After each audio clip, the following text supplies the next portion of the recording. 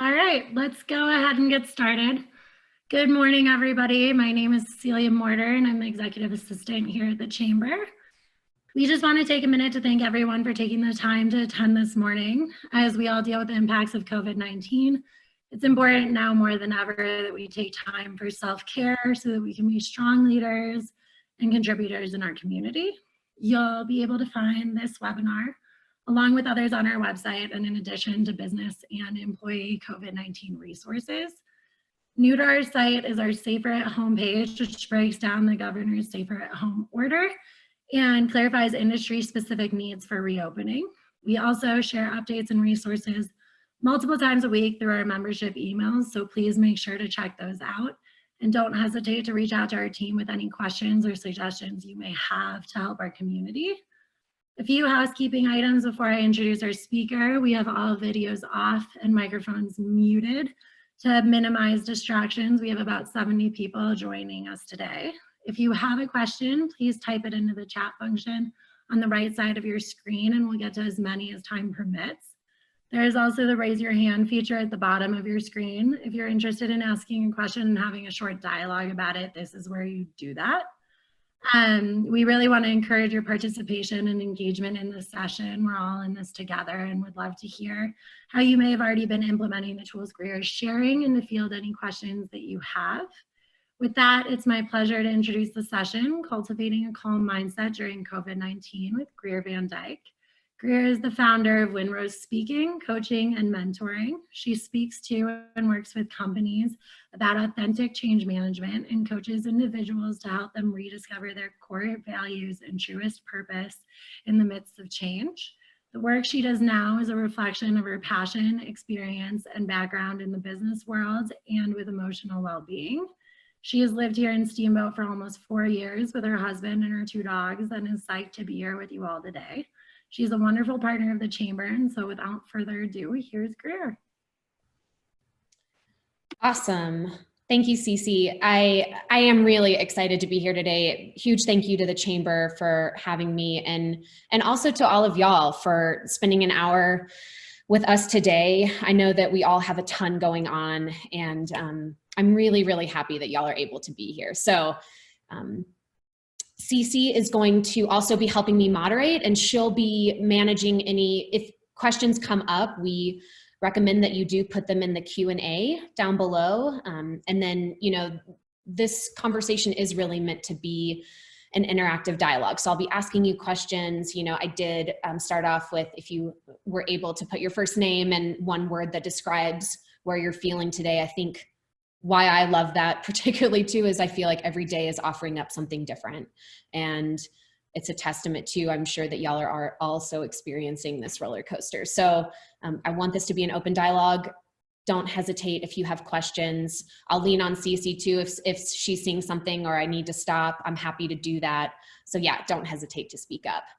And so our conversation today is going to be looking at the creation of this mentality of ease and calm. And, the life and our life in the world right now really are seemingly anything but that. And it can feel really challenging to have a calm mindset, right, on a day-to-day basis. And, over the last handful of weeks, personally for myself, yeah, every day is creating something different for me. Some days I'm feeling really motivated and excited and optimistic. And certain days I feel a ton of worry and doubt and anxiety. And what we're going to be talking about this morning isn't so much about how to get rid of the roller coaster. And if any of you who are listening have discovered how to do that without completely ignoring or avoiding your own emotions, definitely holler at me because I would love to know.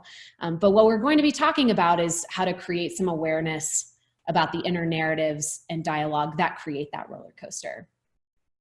And so this cultivation of a calm mindset while uncertainty is all around us and coming at us from different angles is obviously valuable to say the least, but can also feel really challenging and daunting. And I can imagine that some of the thoughts that are coming up for y'all are, where do I even begin? Or I'm already spread thin enough with all of these new responsibilities that I have, or how am I going to be able to carve out time for new behaviors or new habits? And, yeah, if I'm getting really real, I doubt that any of this will make much of a difference. And whatever happens to be going through your mind at this moment while you're sitting down to spend the hour, whether it's bored or antsy or tired or eager, I have those thoughts and feelings myself. And so all that being said, my hope is that by the end of our time together, you've taken away some new insights, you've learned a little bit about yourself, and you feel empowered to put some of this stuff into practice within your own life.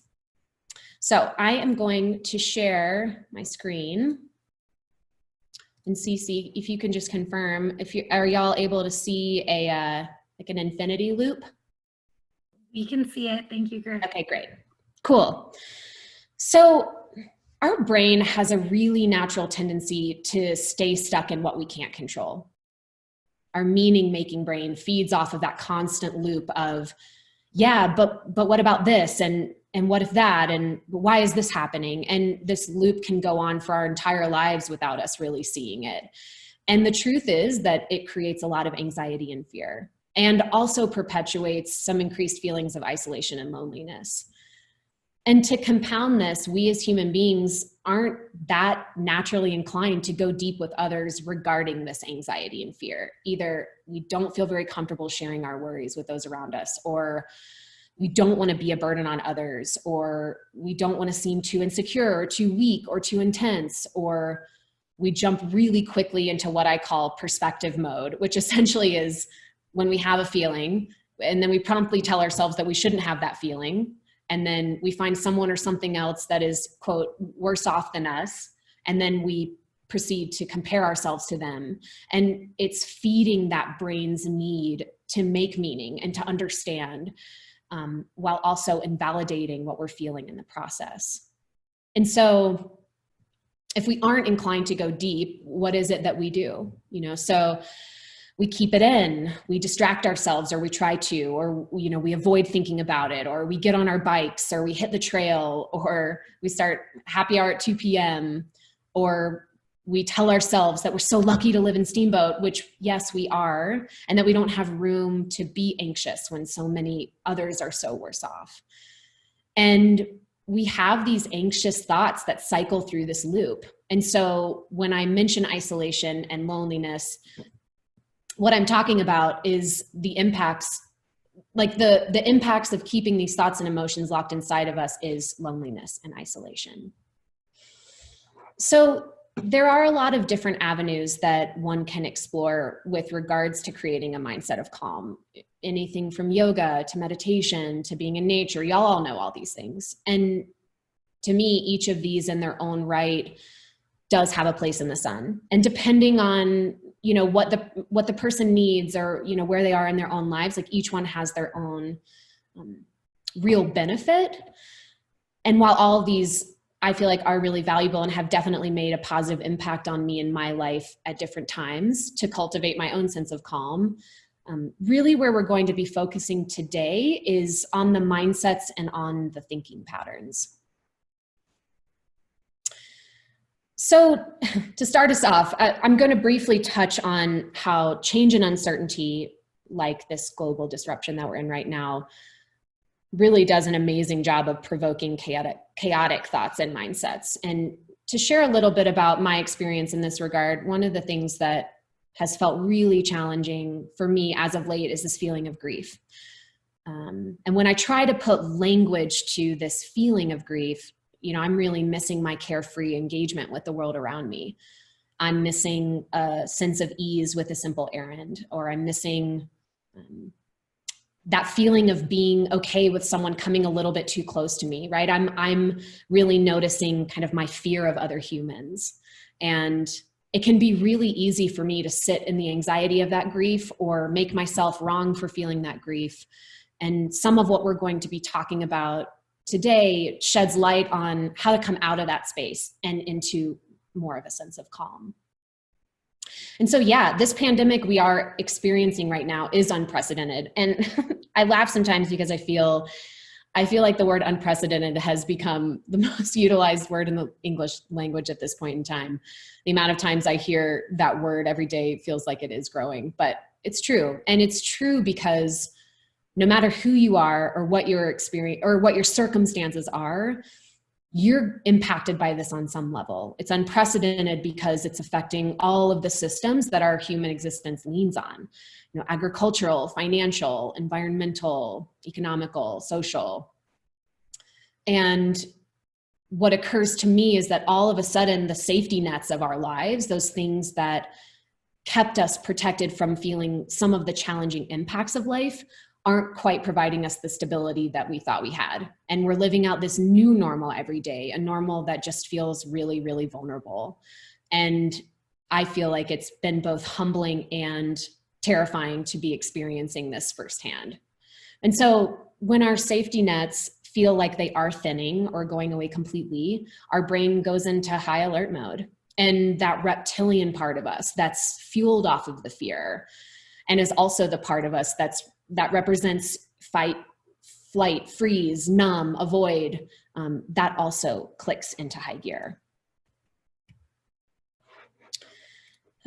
Interestingly enough, our mind perceives change and uncertainty similarly to that of an error that needs to be fixed. And neuroscience has definitely put their time in and done their research on this process and concludes that our fix this now mode really looks a lot like us mentally grabbing onto anything we can that could give us a moment's worth of comfort.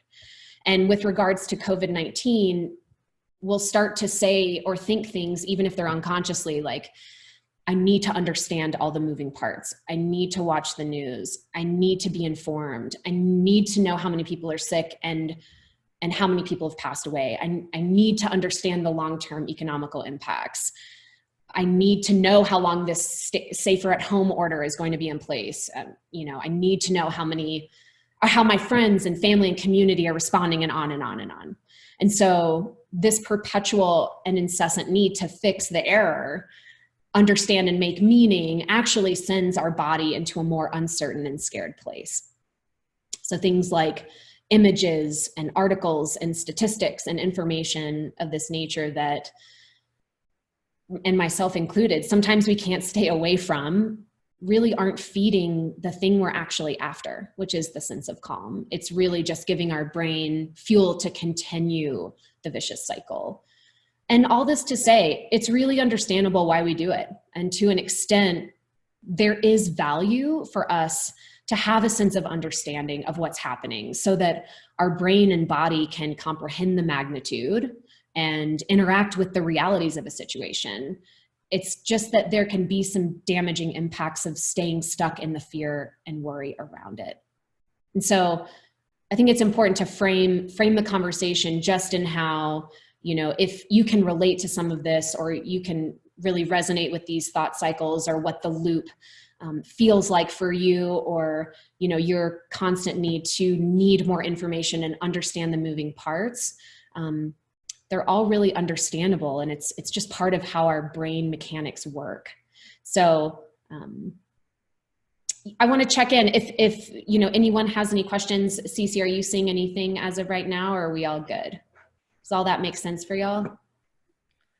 I am not seeing any questions as of right now. You guys can feel free to just type them in as we go, and there are certain breakpoints. So just put them in whenever they come to your head, and we'll field them from there. Cool. Yeah, I know some of this can seem kind of abstract at times, so I just want to make sure that everyone's tracking.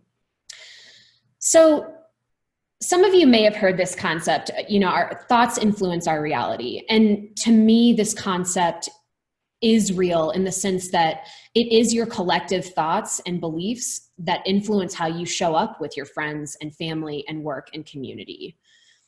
I personally feel that we have a tendency to underestimate the power and influence that thoughts can have, especially when we aren't related to our thoughts. It is, in fact, our thoughts that influence our emotions, and then it is our emotions that in turn provoke our reactions, or our actions, sorry. And the internalization of a chaotic mindset comes out in both your actions and inactions. And inaction is actually an action. Doing nothing is doing something, if that makes sense.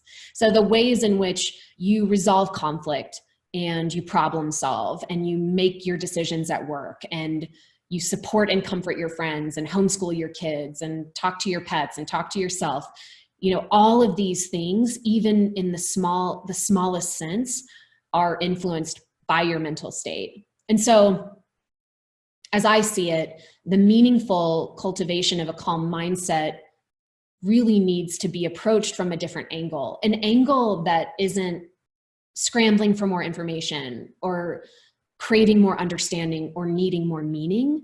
And my hunch is that for all of y'all that are listening, that you'd be pretty psyched to relate to all of the above with a sense of awareness and calm and ease. What would it be like to be able to take these situations, and for all of us that are on the call right now, they're impacting us on varying degrees, right? But the truth is they're impacting us. And I think going back, that's why this does feel unprecedented, is because no matter what our situations are, and no matter how, well off we thought we were in the kind of like higher level sense, right? There's impact. So, do this. Cool. So the time that we're going to spend on this conversation is going to be looking at this new angle that I meant, the angle that to me sets us up in a great way to create a meaningful mindset of calm. And it centers around control. When we think about control, most of us likely have some strain or negative relationship to the word. And I totally get that. I myself have done a lengthy amount of work to reframe my view of the word, reframe my relationship to the word. It just carries a lot of baggage. And at some point in probably all of our lives who are on this call, we've either been working on how to surrender control or how to manage the reality that really very little of this in life is even within our control, or are driven by a deep need to be in control and are working through that, or work pretty hard to push away or judge our need to be in control. And this is the funny thing about change, and especially unexpected change, is that when it's happening, those areas in our lives where we had already felt out of control to any extent or uncertain, they become amplified. And then all of a sudden, those things feel out of control in addition to new things that feel out of control, things that we didn't expect.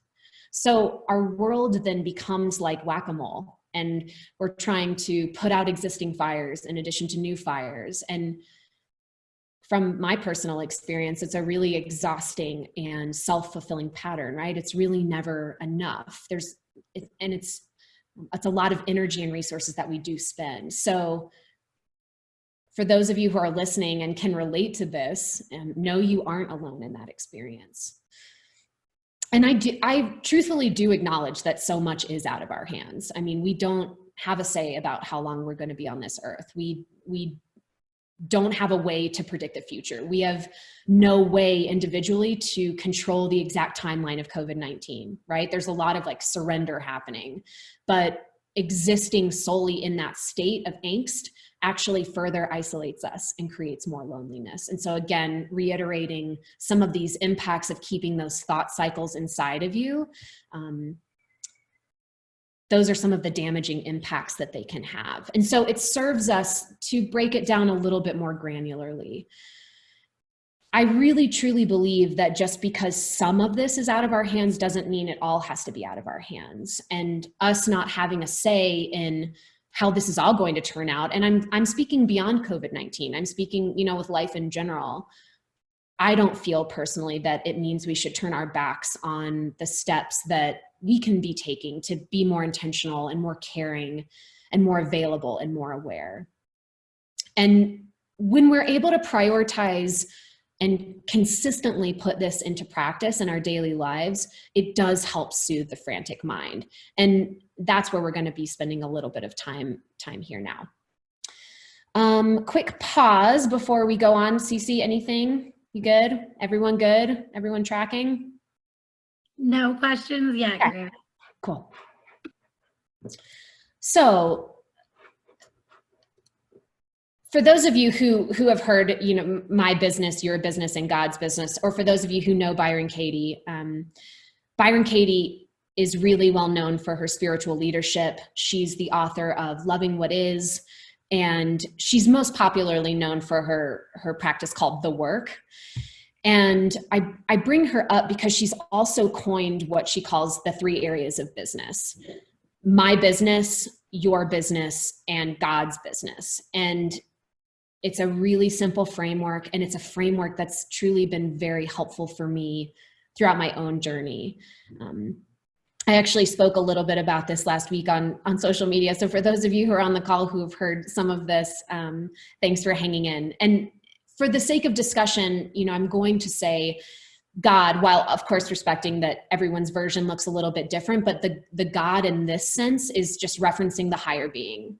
And so when we experience stress and worry and anxiety and fear that lead to those greater feelings of loneliness, like we mentioned before, typically we aren't in our own business. We are either in someone else's business or something else's business.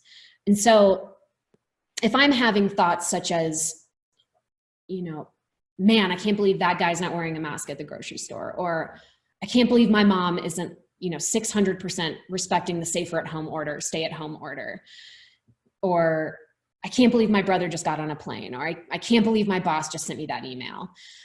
All of those thoughts are actually in someone else's business, and they definitely aren't in my business. And by spending my time and energy and emotion marinating in what is out of my control, it is 100% preventing me from being present for my own life.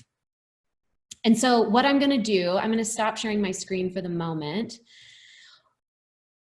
And if you all have, journals or notebooks, or if you want to type this on your computer or type it in the chat, if you'd like to, I'd really love to hear your thoughts. I'm going to give you a couple of minutes and write down for yourself, or feel free to type it out, in your recent past where you have had a thought or an experience or a situation that's caused you some anxiety and worry, but that it was in someone else's business. And it doesn't have to be related to COVID-19. It's more just noting the first thing that comes up for you. So yeah, I'm going to give you a couple minutes. I'm going to play some tunes for you to make you think, get you in the flow. And yeah, so we'll just, give you a minute or two.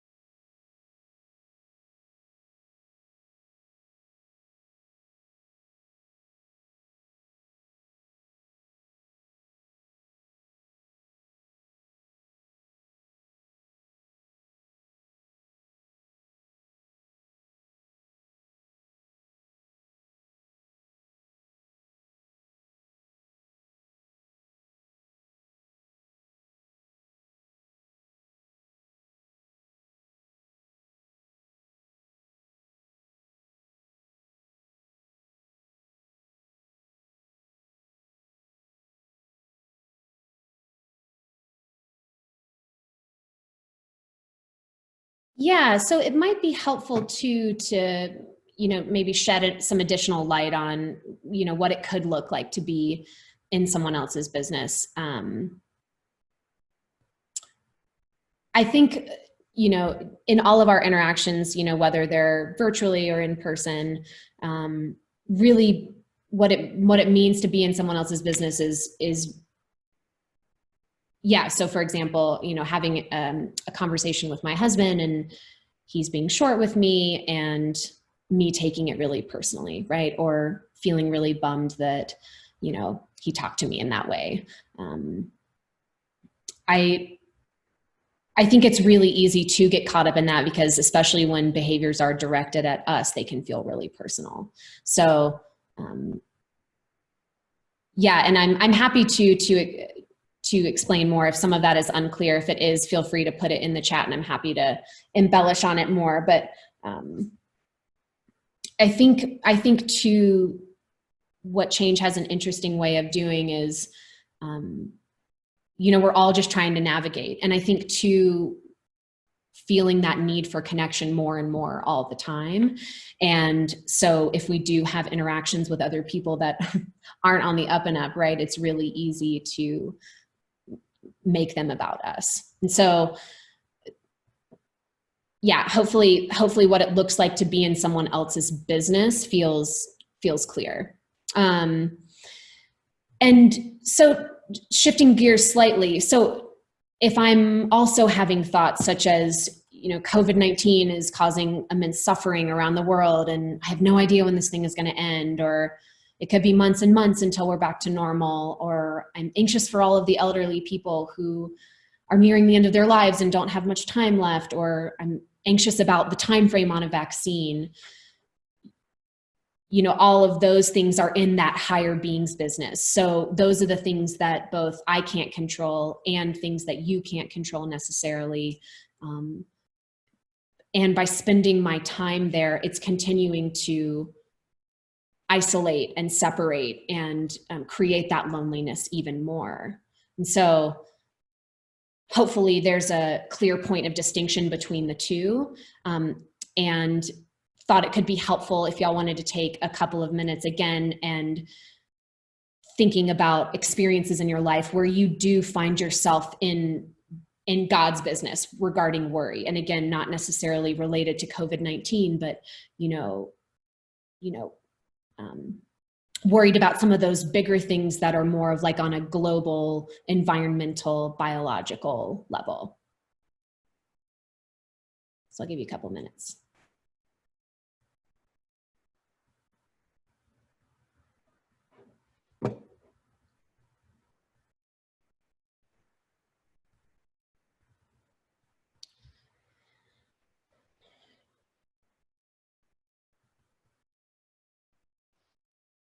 Yeah, so we just got an interesting question, which I think is a great question.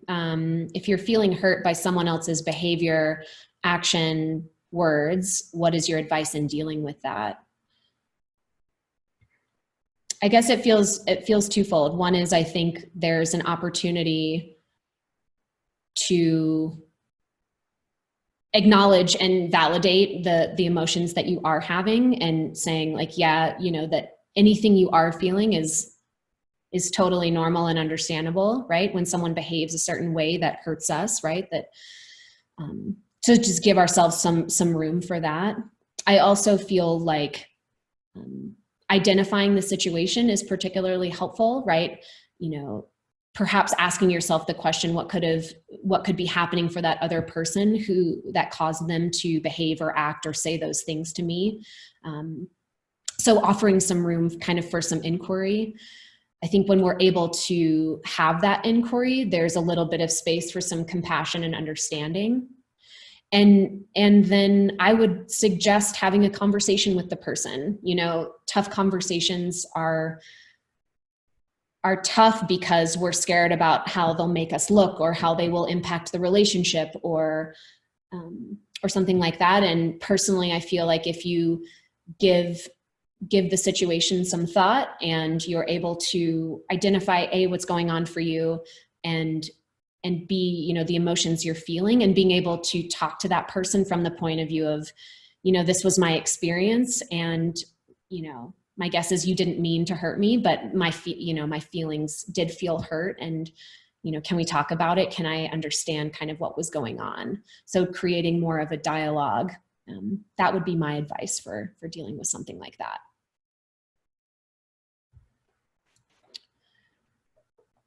And so kind of going back to, being in other people's business or being in God's business, my hope is through those few minutes of time to reflect and journal or think about it, you can start to decipher some of the differences between the two. And you can start to see how both of those are coming up in your own respective lives. Someone else's business looks like thoughts that are specifically directed at another person or a group of people based on behavior. And God's business, higher being's business, is directed at things that are more on the higher level, the biological, global, environmental level. And as I mentioned before, uncertainty and unexpected change sends us into these places of worry and anxiety so much quicker and so much more. And these thought cycles are 100% understandable and natural. And it's important for me to tell y'all, it's part of the machinery. And this isn't really so much the time and place for judgment or shame about finding ourselves in business other than our own, but it's more about bringing additional awareness to where we are spending our time and energy, where it is most useful, and what are those avenues to bring ourselves with compassion back to our present experience. And so kind of pivoting a little bit, then what does it look like to actually be in our own business? To me, I feel like it starts with the identification of what we can control. And perhaps this one might feel a little bit trickier to access, at least for me in my past. It's a lot easier to look at others and project outward. It's quite a bit more difficult to look at ourselves. We have a tendency to resist it more. When I was being introduced to some of these concepts, I was like, oh yeah, I'll spend all day and what it looks like to be in other people's business or God's business, but do I really have to look at my own? And so regarding what it looks like for us to be in our own business, I thought it might be helpful just to kind of get the wheels turning for y'all if I named a few that have been coming up for me recently. I made a list of the things that I can control. And it was prompted by COVID-19 because I feel like, the context of our worlds is just getting narrowed. And so this need felt really big. But I also think that regardless of whatever change and unexpected situations are happening, this list of some of the things you can control is just a really valuable thing to always turn back to. So some of the things I can control, how much rest and alone time I get, if I ask my husband for support, or how I show up for him, my relationship to boundaries and the ones that I put in place for myself. How and when I speak up if something doesn't feel safe or comfortable for me. How much I decide to binge on Netflix. If I decide to go for that second glass of wine or not. What I've really realized is, big or small, and going deep or keeping it light, I actually have a say in a lot. And so I wanted to give you just one more little section of time, just a minute or so, and writing down for yourself, putting it down in the chat, some of the things that are coming up for you around what it looks like to be in your own business. What are some of those things that you can control? And again, big or small, related to COVID-19 or not, but yeah, just start to make a list of those that are the first things that are coming up to mind for you.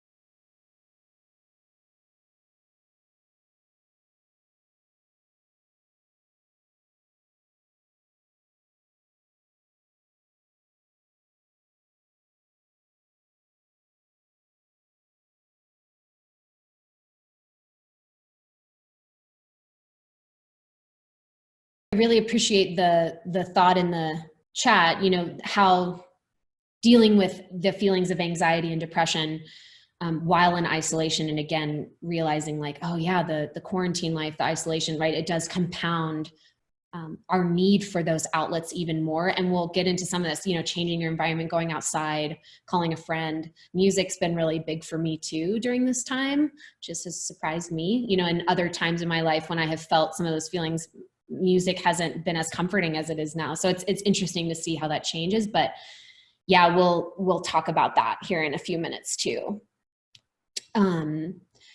So hopefully y'all have had a little bit of time to look at these three areas and how they show up in your own lives. And to take the reflection just a little bit farther, I'm going to pose a couple of questions to y'all. And here, I'm going to share my screen again. Cece, can you see the three areas of business? I can. Great. Okay. So these are the two questions, and write them down, screenshot them, start to think about them. What insights are present to you now that weren't there at the beginning of this conversation as we talk about these thought cycles and the loops that we can find ourselves in, and these three areas of business, and what meaningful cultivation of a calm mindset looks like. What's present to you right now? What are you thinking? What are you realizing? What are you learning? And then secondly, what is one thing or more that you can do to be in action with these insights? And again, this doesn't have to be answered now necessarily, but it's just for the purposes of the inquiry. Take a minute or so, think about the questions, as I said, screenshot them. And start to think. And so I do, if you see these questions and you can't think of anything immediately, it's not a problem. It's just a chance to think, reflect as time moves forward, be curious about what you've learned, and how you can apply. There's no timeline on this. It's just an opportunity for added awareness. And if hopefully y'all have all this down. If not, I can return to this slide, but I am gonna change the slide. So the reason I had you reflect on these three areas of business and how they show up in your life, and then I ask you for insights and actions, is there's a big difference between knowing something and understanding something. And there's also a big difference between understanding something and integrating something. Learning concepts for learning's sake is great, of course, absolutely. And to me, the magic really comes when we're able to see ways to integrate and apply these concepts into our own lives. It's using a different part of our brain. And when we are able to really see a way to apply something, then we can really start to see the gifts that it can bring to us personally, because the gifts are going to be different for all of us. We're in different points in our lives. We all have, kind of our own lane and set of experiences and beliefs and thoughts. So the integration piece and being asked, what's one action that I could take, is a way to start, like I said, using like that analytical side of the brain. Or another way to look at it is using the receptive part, which is the understanding and knowing, and then the expressive part, which is the action and application. So I thought I'd quickly run you through a step-by-step process. This is going to help you, because some of the questions that I get are around, okay, this is all great, and the three areas of business, like I conceptually understand it, but what happens in those moments when I find that I am in someone else's business, or I find that I am in God's business? Like, how do I return to my own? And first, I'd say have that mental list of the things in your mind that you can control, right? Big or small. So you always have something tangible to come back to. Next, I would say it's really important to name what's actually happening for you. Is it fear of the state of the world? Is it judgment over someone's behavior? Is it, a sense of anxiety about, the timeline of COVID-19? To see where your thoughts are and whose business they're in. And next, I would say it's really important, validate those emotions that you're having. No matter what's happening in your life, no matter the optics of your life, what your life looks like, everything you're feeling is valid. And And lastly, asking yourself, where can I shift my energy, or where can I be in action that is in alignment with something that I can control? And so that's kind of the heart of the work about the cultivation of a calm mindset is, most oftentimes that worry, stress, anxiety, fears when we are in someone or something else's business, and having a way to validate the emotion, because invalidation is the breeding ground for more separation and isolation. So it allows you to support that emotional side, and then it gives you a tool to be in action with it. So the last section of our time together is going to focus on the power of ritual, and more specifically how it pertains to what we're talking about today. And ritual is interesting. It does have a highly emotional, spiritual connotation, which it is, in large measure, but it's also really practical and logical. Behavioral scientists have studied ritual for decades and report that those who participate in ritual express lower anxiety, milder grief symptoms, an increase in confidence, self-esteem, present moment awareness, etc. It's such a great way to be in action in your life in a consistent way and shift that attention and energy to where it's most needed and where it's most valuable. And consistency is a huge part of this. It's one of the most important components of long-lasting and meaningful behavior change. So if you make the commitment to incorporate a ritual or some of these rituals that we'll go into a little bit into your own life, you will see and feel positive benefits. It provides such a strong foundation of connection to self. It allows for some accountability. It creates a feeling of ownership and self-appreciation, which I think is one of the most important, beautiful outcomes of ritual. So here are a couple that you can incorporate into your day. One I call bookending. And it includes, a use of a journal is great for this one. It includes starting your day with a specific intention.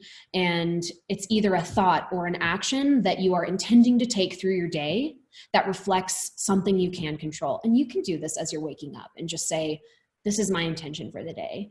And so you begin your day with that, and then you end your day with a specific area of gratitude about where you implemented the intention at least once. And so starting with intention, ending with gratitude, right? Bookending, gratitude is a really important part of this too. It helps facilitate and strengthen that self-validation. And like I said, use of a journal is really great here, but you can simply say them to yourselves too. It can be a process as you wake up and a process as you go to bed.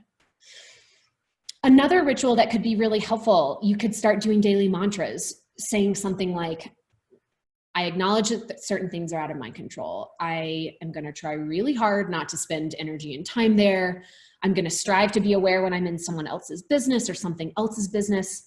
And if I find myself out of my business, I'll pick one thing in the moment that I can do that's in alignment with my control, something in my control. And so even just a daily mantra and finding yourself, say it to yourself 3 times a day, right? The thing with this is consistency. And additionally, if you have space and time for it, 5 minutes of meditation around this, a walk in nature where you're talking to yourself about the relationship to control, or sitting on your back deck just to be still and connect with yourself. All of these things are really great. Truthfully, rituals don't have to be elaborate to have a lot of impact. They just need to be intentional and for the purposes of increasing self-awareness. So, and if none of these speak to you, creation of ritual is really straightforward. It's, identifying the thing that's needed in the moment. Do I need comfort? Do I need to let go of this thing or this situation or this encounter that I just had? Do I need to lower my anxiety? Because the identification of what's needed influences what the ritual will look like. And the main kind of definitive part of ritual too is the intention around it. Creating some intention about how you're going to participate in the ritual, include a friend or your partner in the ritual too. Like, if you're needing connection and community, what is a ritual you could do with someone else? And then building some structure around that. and trying to stick to the plan as best you can. It's really all we can ask. And remembering that big or small, rituals can have an immensely positive impact on all of us, and reaching out for support from your people and state your needs, and remembering that all of your feelings are valid. I wanted to wrap this up. I think this is an awesome slide. I love the phrase. I think it's awesome. And, you know, it's really true. We are in all of this together. And I acknowledge all of you too for even being interested in what it looks like to cultivate a calm mindset. And my hope is that through this conversation today, you've gotten some cool insights, and you've learned some things about what you can control and what you can't, and really knowing the difference between the two and the impacts of when we're not in our own business.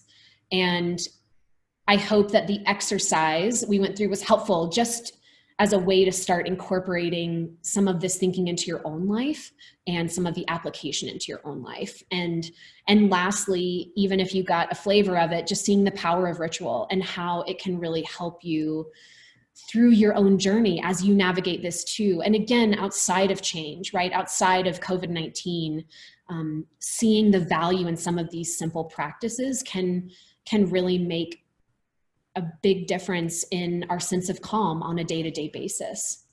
And I wanted to say too, if I can ever be of support to any of y'all, I'm here for you. We're all in this together, and really grateful that y'all spent this time with us. And it was great having you. And again, thanks to the Chamber for putting it on. I really care a lot about this, and yeah, I hope y'all got something out of it. And I'm here too to answer any questions as they come up. Feel free to put them in the chat or the Q&A, and we can take them from there. But I can let Cece wrap us up.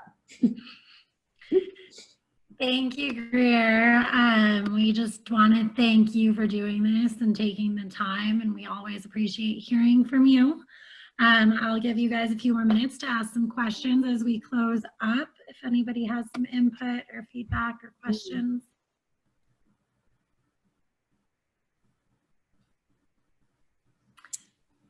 You may have just covered it all. Maybe I just covered it all. Yeah. Yeah, thank you again. I hope y'all got something good out of it, and looking forward to, yeah, seeing y'all when town opens back up again fully. So. Well, thank you again, Greer. For everyone else on, we hope to continue with these webinar series. So make sure you're following us on Facebook and Instagram. That's where we post the events, and you can always check back on steamboatchamber.com. I want to say thank you to everybody for joining. Thanks again, Greer, for hosting this amazing webinar, and everybody have a great day. Thank y'all. Bye.